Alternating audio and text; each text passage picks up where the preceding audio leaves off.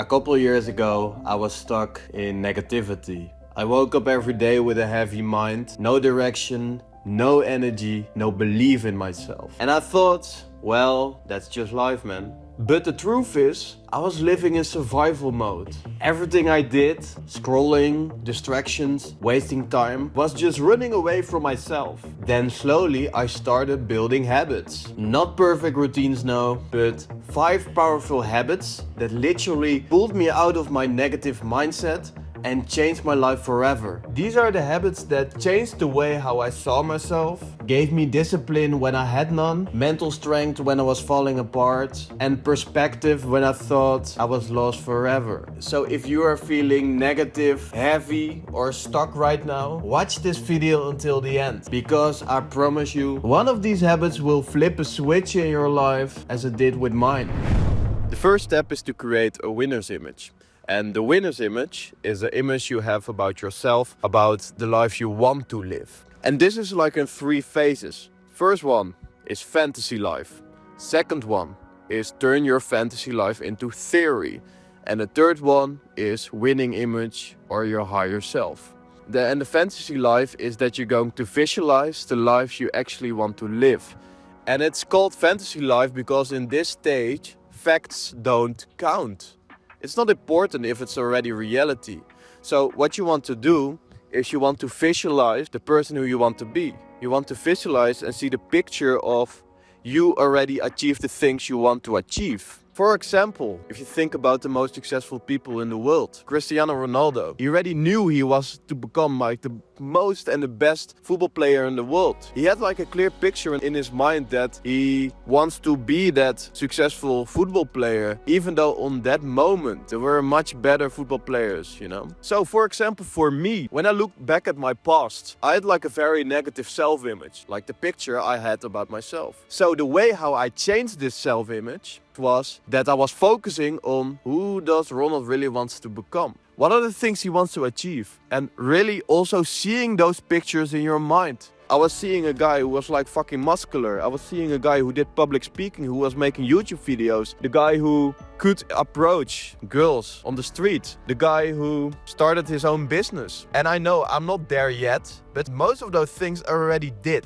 Why? Because I saw this winner image in my mind, you know. And then the second step is turn your fantasy life into theory. For example, what are the habits this winning image of Ronald is doing? What is he doing? How does those habits look like? Is the winning image of Ronald laying on the couch every evening? Or is this winning image of Ronald going to the gym 4 or 5 times a week? And when he doesn't want to go to the gym, is he still going? And then suddenly, the most important one in this as well, and that's step 3, is create your winning image. So what you can do for that is like making a vision board. And in this vision board, the winning image of Ronald is there. Every morning, I'm going to look at my pictures at my vision board and I'm going to see it as I already achieved it. Even though in the start, when you don't really believe your fantasy life yet, it's not important.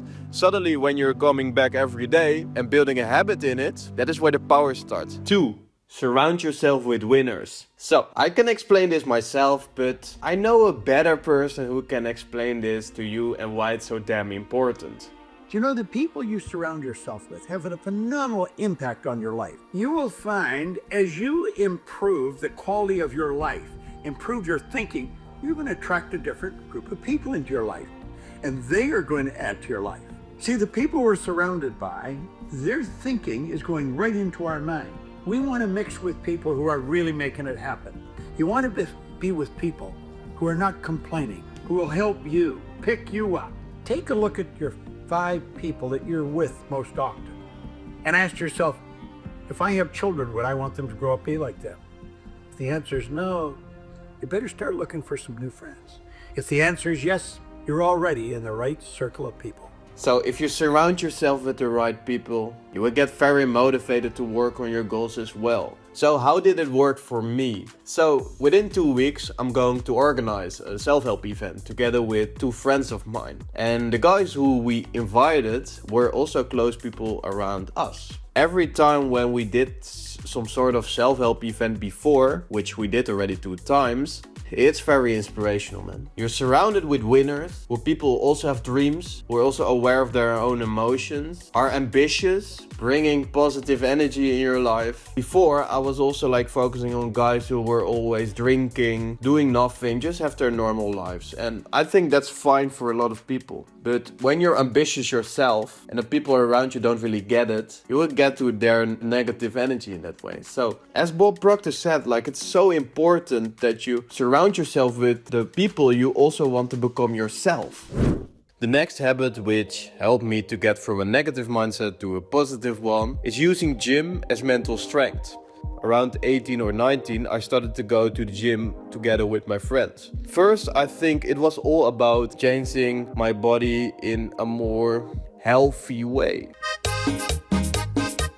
But now, like almost 10 years later, I think the most beneficial thing I've experienced from going to the gym is the mental part. And the first thing in this is my energy levels. So for example, I went to the gym in the morning or I went into the gym in the afternoon, but still afterwards I had like an increase in my energy levels. And I think nutrition was also a very important part in this as well. So when you're eating more healthy, eating less sugar, eating less fats, there's a big chance your energy levels will increase. And also when you're going to the gym a lot, your testosterone levels will also increase. And besides that, I think also a very important part in this is that you also build discipline. And this discipline is like a word people are using a lot. But the only thing what discipline is that you're building your muscle when you don't want to go to the gym or you don't want to take the action, that you're still doing it because you see the end picture in your mind. So suddenly I saw when I went 4 or 5 times going to the gym, it gave me discipline for that, but also discipline in other parts in my life as well. Because it showed myself the power of discipline and showing up every day, you know? And that is how you build a habit. And I think the last part in this is self-worth. And what I mean with this is that fitness really helped me to value myself more, to value my body more, to take care of my body. Because I think also taking care of yourself, even though when it's physical, mentally or other things as well, it's like an act of love. Because you have the mindset of, I want to become a better person and I'm doing everything to be that person, you know? When you're now sitting there on the couch, eating fucking bullshit, like being fat, don't go to the gym. So how high is the respect for yourself? Think about that. Mostly of the time you're like neglecting yourself. You're neglecting your body. So do you really think that's the act of self-love? Or do you also think that maybe doing the hard stuff, maybe going to the gym, be patient in that as well, and slowly building the habit of changing your body can have a positive impact in your life? The next habit is taking frequently action. And this is fucking important because there are a lot of people who are having all those dreams, want to achieve a lot of things in their life, but they're too scared to take action, or they're trying to do a lot of things instead of the real action itself. A lot of people are doing 80% of the tasks, which gives 20% of the results. But mostly of the time, the most scary or risky thing you have to do is mostly the thing which only takes 20% of your time, but gives 80% of the results. For example, for me, like 3 months ago, I started my own business, freelance marketer, and I had 2 months of saving left, and I chose to quit my old job. Most scary thing I ever fucking did, because I only had 2 months of saving left, and otherwise I was completely fucked. But on that moment, I could do a lot of things, you know, like optimizing my resume, or like making my portfolio perfect, or optimizing my LinkedIn profile. But these are the things which are motion. And motion is like you're doing things, but they're not really giving the result you actually want to have. For me, it was like doing all the small things around, except taking the action of like outreaching to companies to sell my marketing services, you know? And I think that's a very important mindset you should have. Like the action which is mostly of the time the most scary is the thing which bring you the most. If I have like a very good idea about a YouTube video which could be a banger, but I'm not filming, is that not like the opposite what you want to have? Instead of thinking about what you want to do, you're going to do it. Doesn't have to be perfect. If you look back at my first videos, I was so insecure talking to the camera. It was so weird. People don't really get it. My friends were like, what the fuck are you doing? But I had that that winning image in my mind. But even though when you don't have that winning image yet, you should just take action. Take action, take action, take action.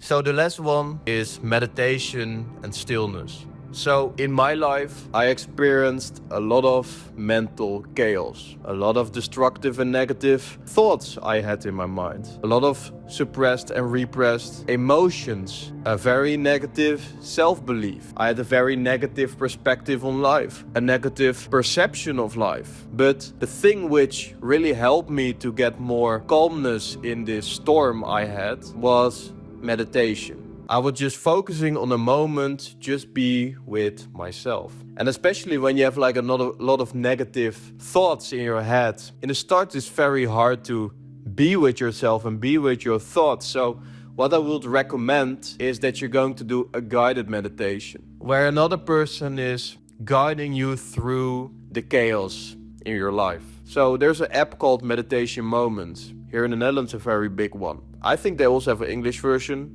And yeah, this app really helped me to start my day with focus. Start my day with less chaos. Start my day with motivation. Start my day with seeing my winner's image. And in this app, there are also affirmations. There are also like breathing meditations. There's also like stories for sleeping. There's also like ambient music. So in this way, you can be more calm with yourself. And what I've learned with meditation is that it's not even touchy-feely. There are a lot of scientific papers about the benefits of meditation itself. It actually changed my life on the moments when I thought there wasn't an outcome anymore. Because on moments when I don't know if you watch me longer, but I had like suicidal thoughts when I was younger. Meditation really helped me to let go of those not helping thoughts. Let go of particular emotions which didn't help me. Let go of the image I had about myself. I will recommend that you're doing a guided meditation. Only 5 minutes in the morning. It doesn't have to be longer. There is no rush in this. Take it slowly, almost 5 minutes. If it's 7 or 8 or 4, doesn't matter. The most important thing in this is that you're getting calmness for yourself. And don't give up too early. Even though when it's not working for you, oh yeah, I have too much thoughts in my head, the right guided meditation can really help you in that. So be patient for this. It's not a quick fix. Try different things. What works for me doesn't have to work for you. I may be a completely different person than you, you know? So that's why it's so damn important.